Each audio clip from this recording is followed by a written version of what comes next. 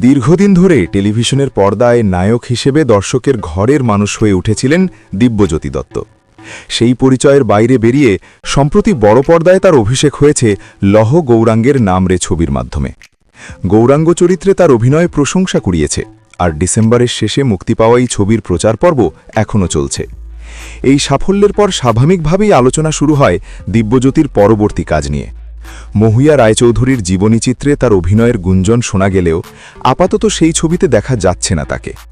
অভিনেতার কথায় ধারাবাহিক, ওয়েব সিরিজ ও সিনেমা তিন মাধ্যম থেকেই প্রস্তাব এলেও তিনি সবার কাছে সময় চেয়েছেন, কারণ এক একটা কাজ আলাদা মনোযোগ দিয়ে শেষ করাই তার কাছে বেশি গুরুত্বপূর্ণ।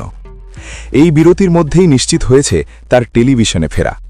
নতুন ধারাবাহিক রাঘবের মাধ্যমে আবার ছোট পর্দায় দেখা যাবে দিব্যজ্যোতি দত্তকে, তবে এবার আর পরিচিত নায়ক রূপে নয়। শোনা যাচ্ছে গল্পের শুরুতে তার চরিত্রটি থাকবে একজন গুন্ডা, যার জীবন ঘিরে থাকবে অন্ধকার আর সংঘাত।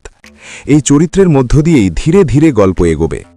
এখনও পর্যন্ত সিরিয়ালের নায়িকা কে হচ্ছেন সে বিষয়ে কোনো আনুষ্ঠানিক ঘোষণা হয়নি, তবুও রাঘব ঘিরে দর্শকের আগ্রহ ইতিমধ্যেই তৈরি হয়েছে।